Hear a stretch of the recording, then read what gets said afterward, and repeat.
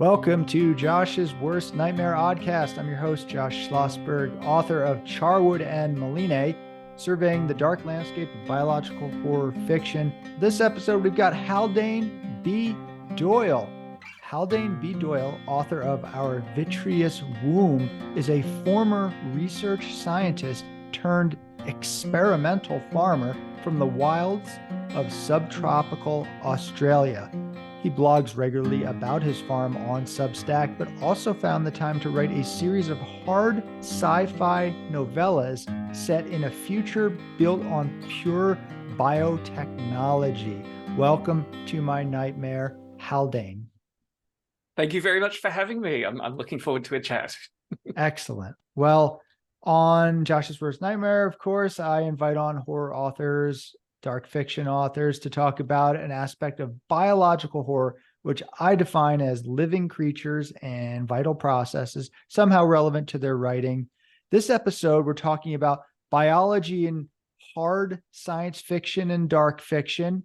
So I think it's pretty apparent why we're talking about that. So maybe start with a little bit of your background as a scientist, because I think that brings a lot to science fiction, obviously. Oh, absolutely. Absolutely. So I grew up absolutely obsessed with biology. I grew every strange plant I can get my hands on. I really love the carnivorous plant episode you did recently. Mm-hmm. I grew all of those, and I kept every invertebrate and vertebrate that I could get my hands on too, because I grew up on the very outer edge of suburbia, like right near the beach. So blue-ringed octopi and moray eels and mantis shrimps and jumping spiders and all the things that Adrian Tchaikovsky dreamed about, I got to do as a kid. So I was very blessed in that way. And that led me into a career in research science, which it was good while it lasted, but I wanted to do more creative things with my time. So I became an experimental farmer instead. And that gave me time to write fiction, because I kept looking for a book that tried to imagine a future society built purely on biological technology.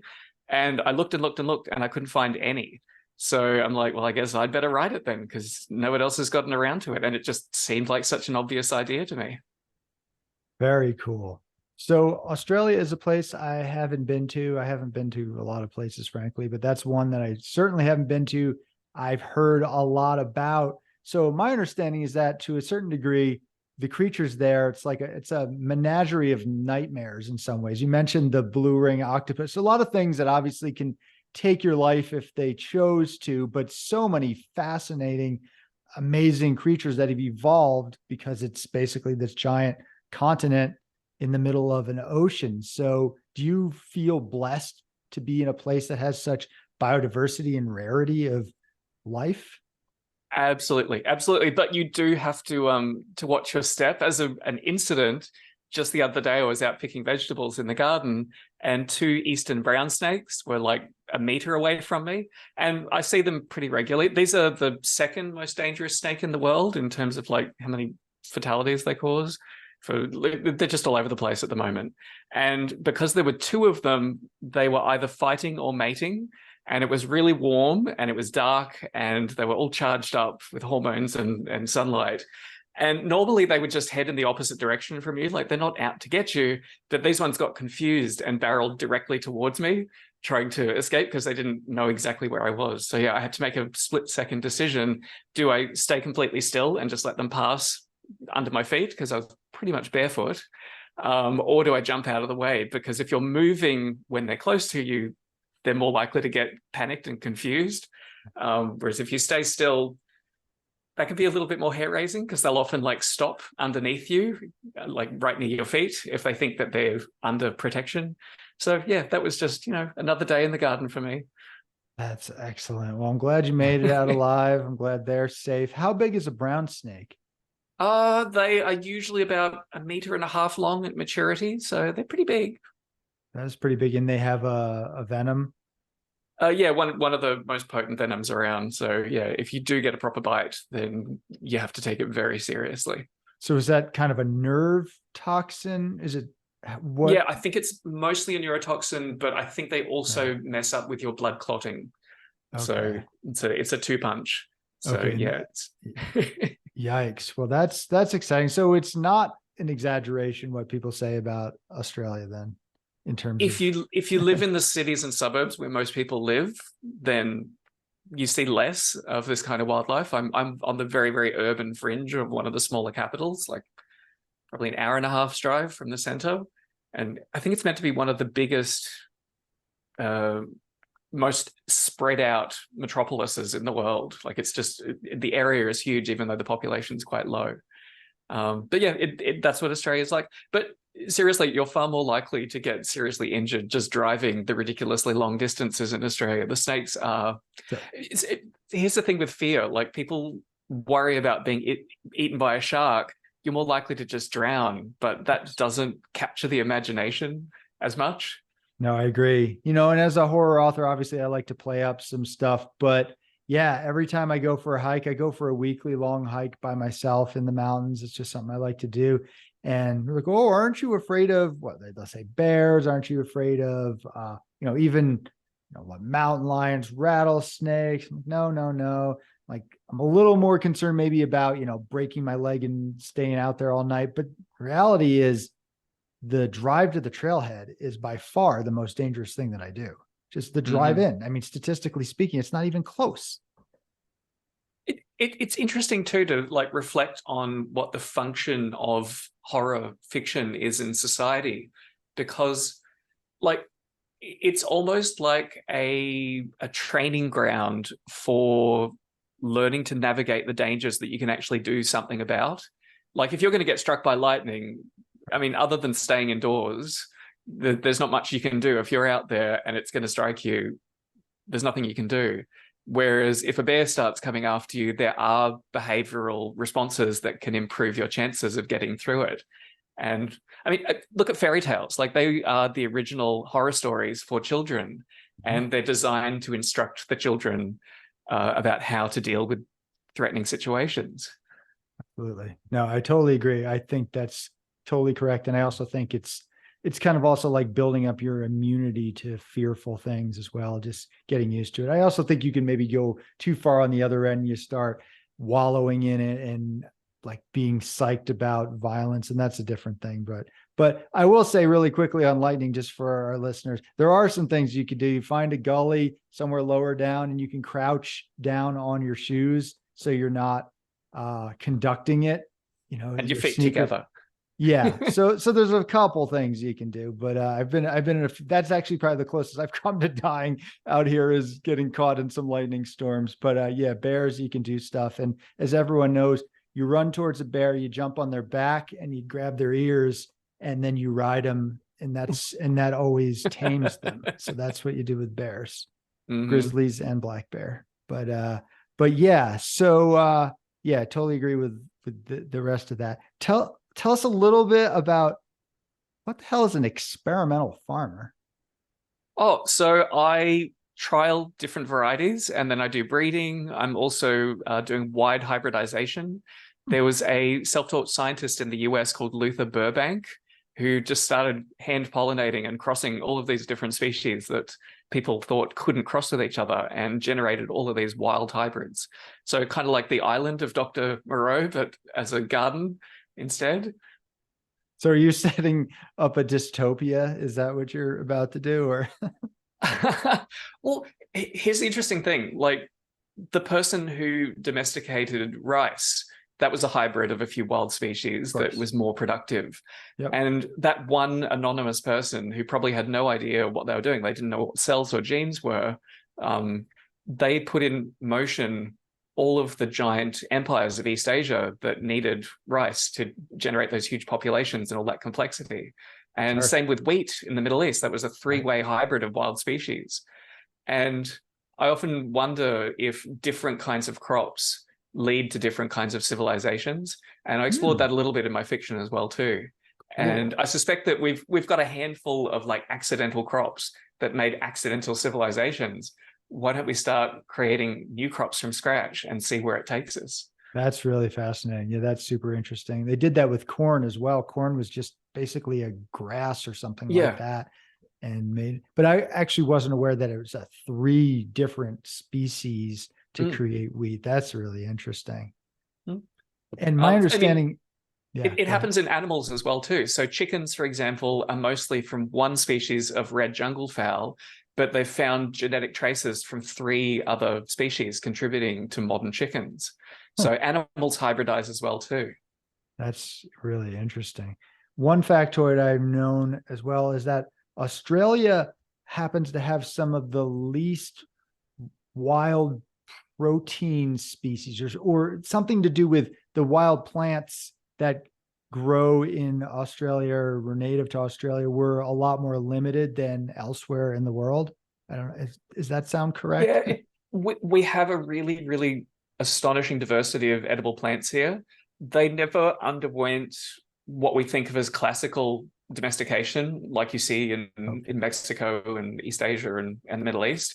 But there were systems of management that managed to survive up until colonization that were quite sophisticated. So there's a lot of raging debate at the moment about exactly what the Aborigines were doing with the land. But part of the reason why it probably didn't happen here is our climate fluctuates on a regular basis. And if you want to plant and harvest crops, you need to know when the rain's going to come and when it's going to be dry. So that's why desert river valleys are the perfect places to start agriculture, because the rivers flood on a pretty regular basis. Whereas in Australia, every 10 years it goes from wet to dry. Every 100 years it has a bigger cycle from wet to dry.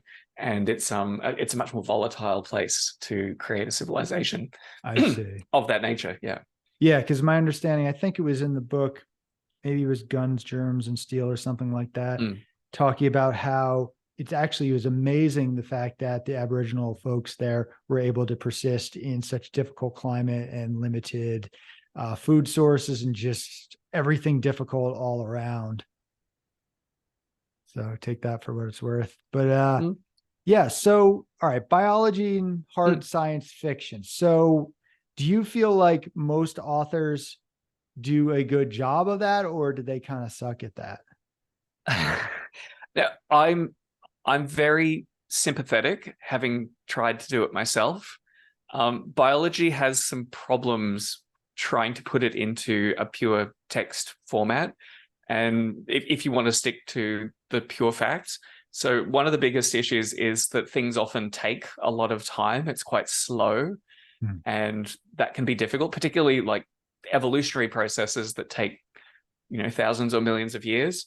And one example that did really well with that was the first part of Children of Time, the Adrian Tchaikovsky novel about the giant spiders developing a civilization on an alien planet. It wasn't pure biotechnology. The way it got around it, it had a parallel story of humans traveling around in space.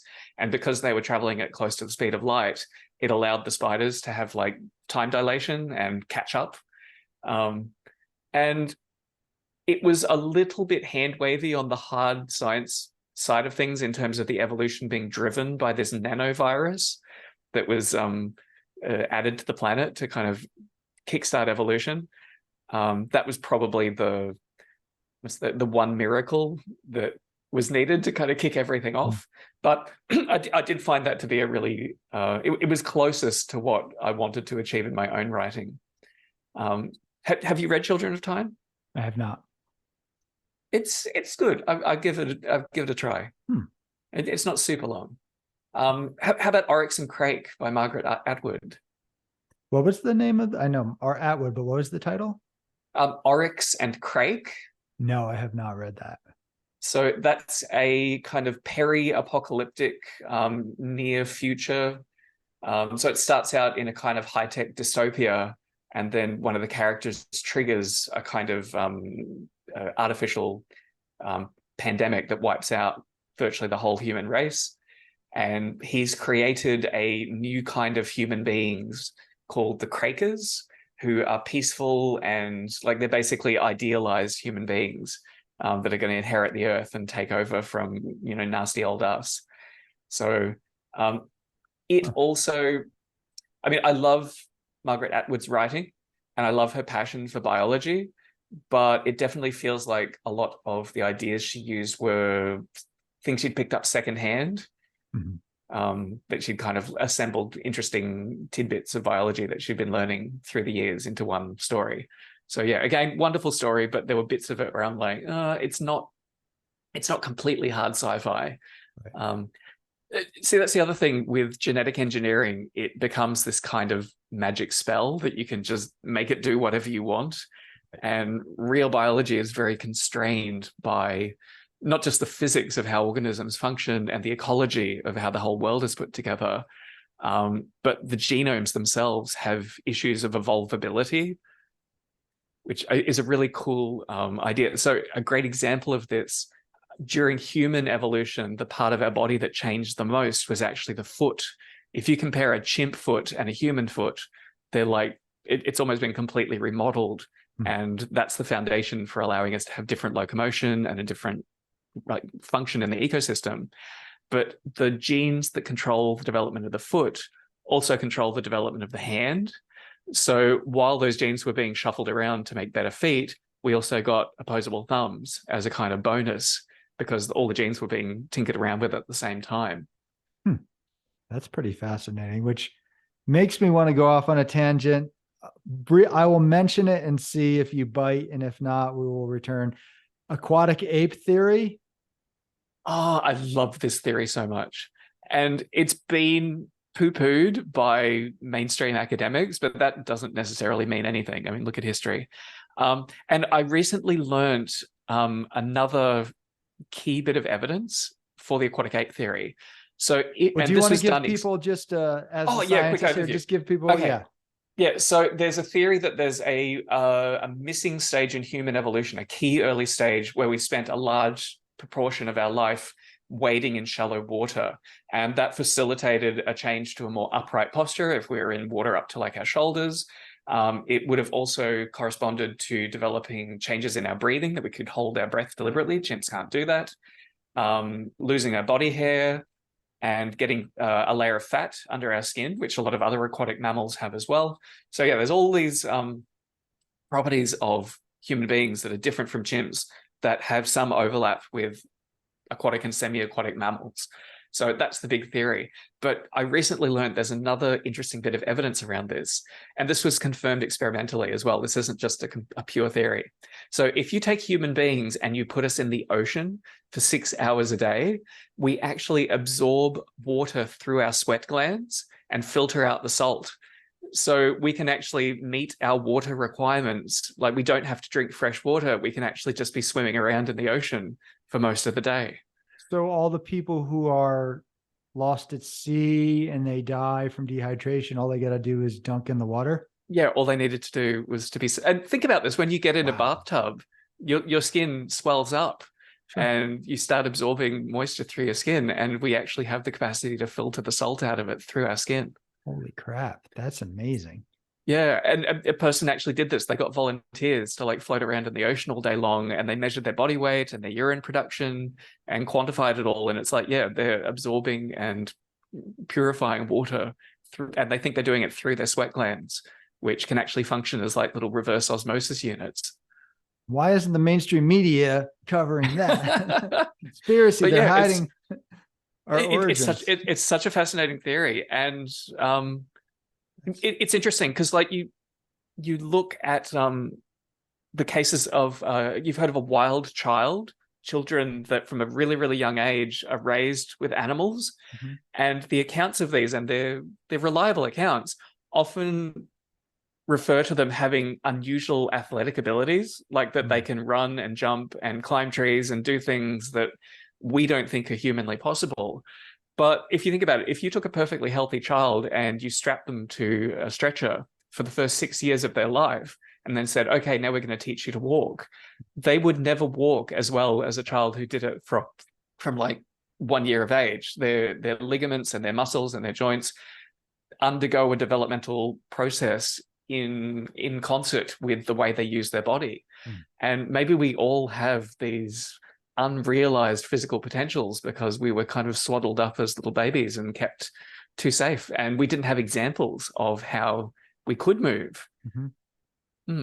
Yeah, no, that's all super fascinating. You can go online, you can find those videos of basically newborns who are swimming through the water. Like, I mean, they hold Mm. their breath, obviously, but they're able to just swim through the water. And, we have webbed fingers, all that stuff. But I don't want to go too far down that. We'll go back to our original thing. But I thought that was a perfect segue. And for folks who don't know about aquatic ape theory, I don't even care if it's real or not. I just choose to believe it. It's so awesome. And I'm usually pretty scientific in what I'm going to believe. I always have a little bit of, well, I don't know, maybe Bigfoot's real, but I don't assume Bigfoot's real. Aquatic ape theory, I think it's real. I don't give a shit. Well, the big problem with that theory is the habitats that it would have happened in are under 60 meters of sea level rise in the last 10,000 years. So we haven't had the opportunity to go looking for fossil evidence. And it's difficult as well too, because like modern humans are so well adapted for swimming that you couldn't necessarily tell just by looking at a skeleton that creature spent most of its life in the water. Yeah. So yeah, it's I don't know. Here's the thing, like we can argue over the past or we can experiment with the future. Okay. And I mean, even today, there are examples of people, the sea gypsies in Indonesia spend most of their day swimming. And that only happened, they only moved into that lifestyle 1,000 or 2,000 years ago. And already their spleens are like twice as big as ordinary humans. And animals like seals store oxygen in blood in their spleens so that they can spend more time underwater. And these sea gypsies have an unusual ability to stay underwater as they're foraging for, shells and fish and things at the bottom of the shallows. Cool. So yeah, they're evolving just like folks in the Andes have different lung capacity, literally different. I mean, even their build, a lot of times, like with Sherpas also in Nepal and Tibet, their reason they're basically superhuman abilities is, their physical form is different. So they're up there, they're carrying everybody's stuff. They go up to the top. They don't even have oxygen, just so some European can go up with like every bit of gear. I made it. And they're like, this is our 15th summit this year. Big deal, dude. Yeah. So, interesting. And see, that's the interesting thing. Like there is so much potential for this in fiction that I haven't seen tapped into. So I did a short story on my farming blog a while ago. Occasionally I'll slip a little bit of fiction in there. And it was imagining a future tribe that have given up the use of fire, and they have a range of domesticated species that they use instead. One of the key ones being, so they have domesticated ants that they use, that they carry around, the arboreal ants that like weave silken nests. So they carry them around the landscape, and then they have trees that produce seeds that the ants collect for them. So they're in a three-way symbiosis between the humans and the ants and the trees. And the product that these trees create doesn't need cooking to be edible. It's just basically protected and harvested by the ants. But the other thing that they've done is they've given up being a diurnal species, and they live at night without fire, and their eyesight has adapted so that they're fully functional in the dark. And really, none of those are biologically that much of a stretch, but it's a completely different niche that humanity could move into in the future. So, of course, when you do genetic engineering in sci-fi is because it's just an easy thing that you can make like that. How long do these changes potentially take in humanity? We're talking thousands of years though, right? Yeah. So that's one of the limitations when you do hard biological science fiction. You usually just have to jump through time, like set up the plot in a way that you can explore the new world and give hints about how it came to be, rather than actually showing it year by year changing. Sure. Well, one story, it's a movie, I guess, and not a book, or maybe it was based on a book, but probably not. And everyone loves to hate it, but Waterworld, right? With Kevin Costner. So starting to develop the gills because they live in the water stuff, which seems, unlikely and unnecessary. So that might be an example of things going a little silly, because why would we even, first of all, need to do that when there's other, the adaptation of being able to like suck in water through our skin, or maybe changing parts of our lung capacity over time. But creating gill. But how much do you approve of the creative license aspect, or do you feel like it should be according to the science? It's like anything in art. constraints can actually make things really interesting. Like it forces you to find other ways of solving problems. But at the other extreme, I do love sci-fi that's just fun. So, but then again, like often it's just silly things. So a really good example of this is the Matrix movies. So, and I actually found out from the people who wrote it, there's a little bit of an insight here. So in the Matrix movies, it was explained that the robots, the evil robots, kept humans in those pods as batteries. And if you know anything about thermodynamics, that makes no sense at all. Like you'd have to put more food energy into those humans to keep them alive than you'd ever get back. And I found out recently that the original script was that the humans were used as biological computers because our brains could do things that the computer brains couldn't do. So they used us, like when we were dreaming, we would solve problems for them and they would be kept in the simulation so we didn't go completely crazy. But the producers, the people who like paid the money for the script, looked at that and said, oh, American audiences are too dumb to understand how a human brain could be a computer in like the 90s. So they forced them to change the script. So it was batteries instead. And I remember as a kid sitting in the first Matrix movie when they got to that point, just going, oh, this is so dumb. Like, why did they have to do that? And you run into similar issues in the Alien movies. As they go on, they become sillier and sillier. So a new alien will be like hatched. And then 5 minutes later, it's grown like 20 sizes, like it's the Grinch's heart.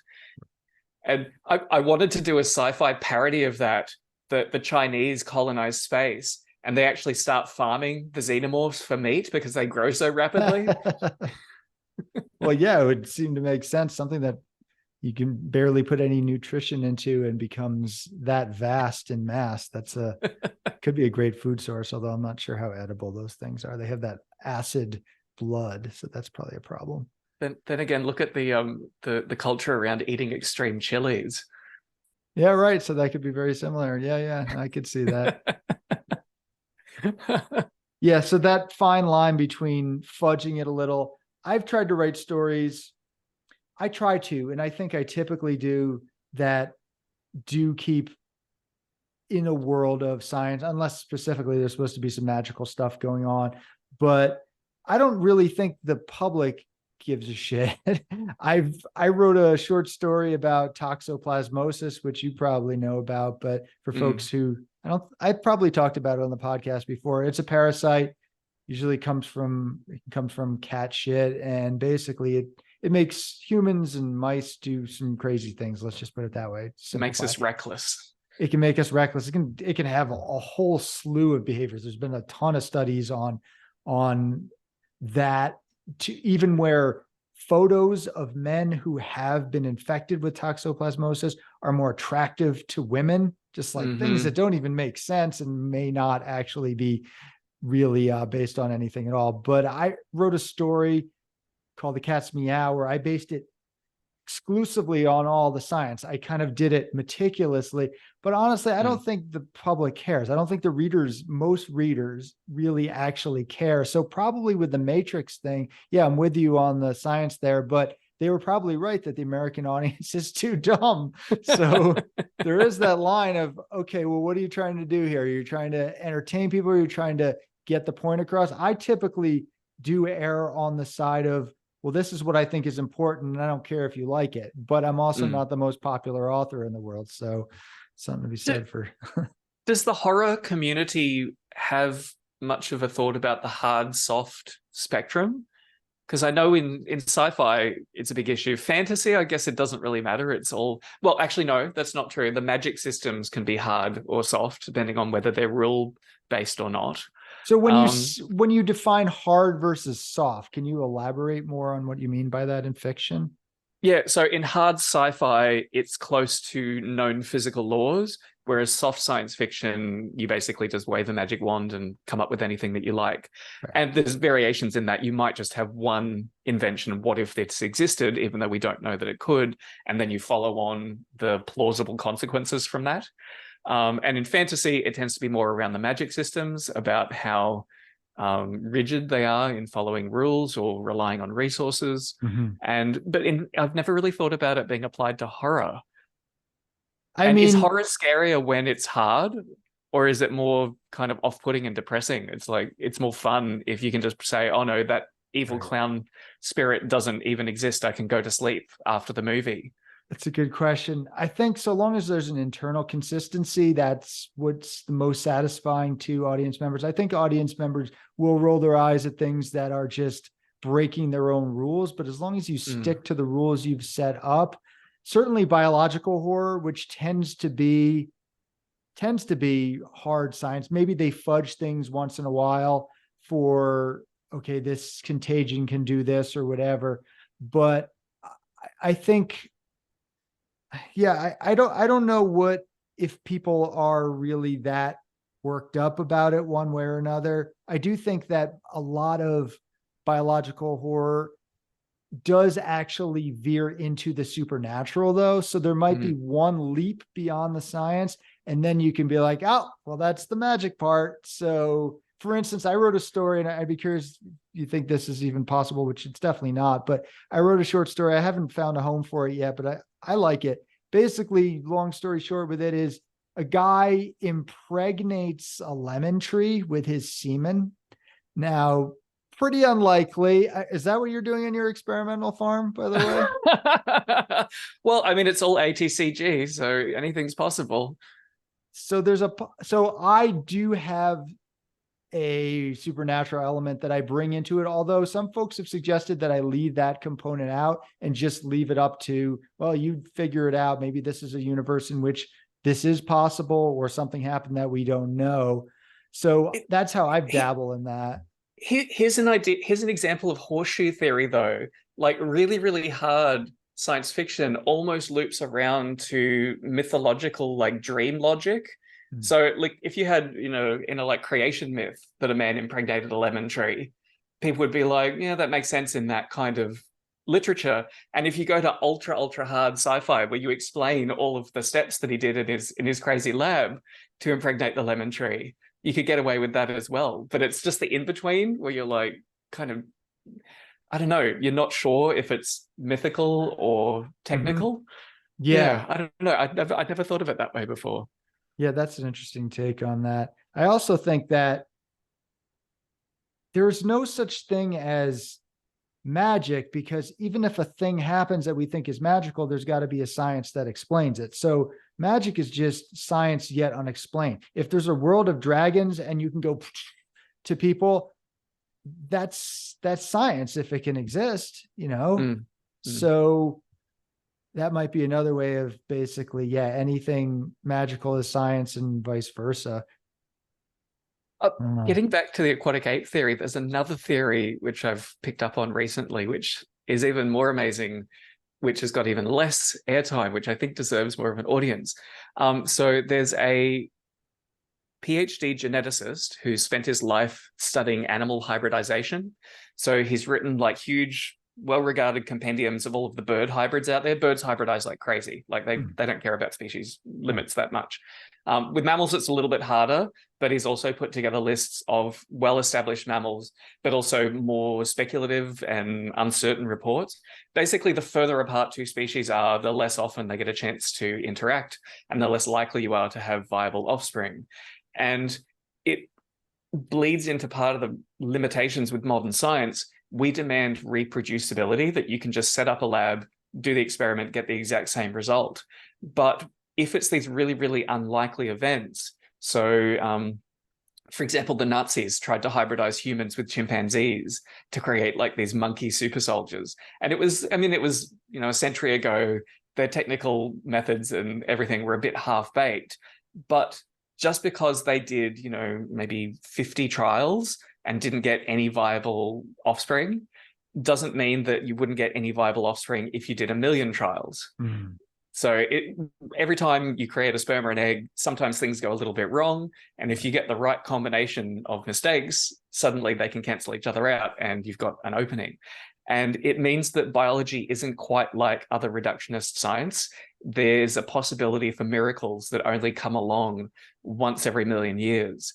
And this theory that I'm linking back to, so this Eugene McCarthy looked at human evolution compared to all of our like chimp-like ancestors, And he noticed that there's all of these weird traits in humans that have appeared at the same time. Like they basically just popped out of nowhere. And it's always been a bit of a mystery about how they all came together at the same time.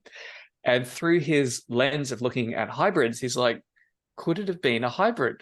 Could there have been a really rare hybridization event that started this whole like branch off the chimps? And he listed all of the traits that humans have that chimps don't, and then went looking through the mammalian kingdom for something that matches that. And the only thing that matched was the pig. Well, I have heard that human flesh smells and tastes like pork. Mm-hmm. So I'm sold. Yeah, well, there's all of these traits that pigs have that humans have that smart. chimps don't. Yeah, chimps kidneys, are smart too, but yeah. The way our skin works with all of those sweat glands is something that you get in pigs too, and it doesn't appear in any chimps. And so yeah, the idea would have been that there was a really unlikely, probably a male pig and a female chimp. Her offspring would have been raised among the chimp-like ancestor and back-crossed to them so many times that there's little conclusive genetic evidence left. It's all been scrambled in the meantime. But yeah, it's fascinating. And it's really interesting because you tell this to most people. And when I first heard it too, you get a level of kind of visceral disgust. And I wonder if that is similar to what people a few hundred years ago felt when they first heard Darwin's theory that humans were descended from chimpanzees. And they didn't want to believe it on a visceral level. It was confronting to think that they were biologically connected to something so inhuman. Well, they definitely were grossed out by that. Yeah, for some reason this one doesn't gross me out. But well, I guess to be clear, it would be the common ape ancestor, right? It would be pre-chimp, and maybe even pre-pig. But I guess the experiment would be, do chimps and apes find pigs attractive? And if they don't, cancel the theory. In his compendium of all of these other mammalian hybrids, he notes that young animals that are raised among other species will often sexually imprint on them. So, before 100 years ago, most farms had multiple species of livestock all mixed in with each other. It's a really recent phenomenon to have these mega farms with one species. And there's accounts all over the place of these weird hybrid animals. Well, these weird animals that look like they were hybrids of other species. So I'm looking up really quick about farm animals and human interactions. I believe that it was chickens are the most popular. See if I can do it with avoiding certain terms that will, but pigs, I'm sure pigs are not that far down the line either. So that's really cool. I mean, it's definitely not as cool, I think, at a party to bring that one up as aquatic ape theory. That's a little harder to defend, but I love that concept, and I will look further into. So that one is does that have a name? Pig-chimp hybrid hypothesis. The pig-chimp hybrid hypothesis. Pig-chimp hybrid hypothesis. I think we need to come up with a different name for that one. Little I don't know, just the pig fucker hypothesis, I think is the one. But here's the interesting thing. If this is true, and it's looking more and more that hybridization is a major driver in speciation, not just in plants, but in animals as well, what possibilities does that open up in the future that don't rely on, expensive, complicated genetic laboratories and supercomputers analyzing genomes, that you basically just have a culture which is, let's just mix everything with everything and see what happens? Well, so that brings me to another question, and maybe this is a way of winding down here. So you brought up Dr. Moreau and likened yourself to a Dr. Moreau. Do you feel like there are certain things that we should not mess with, or kind of anything goes in this realm? I mean, obviously excluding forcing people, to do anything, obviously. To flip this around, if the chimpanzees and the pigs had been given like a crystal ball into the future and they'd seen what their offspring would turn into, these like murderous hyper-connected, like crazy species with these giant bulbous heads running around the planet, eating everything in sight. Maybe they would have been equally horrified that we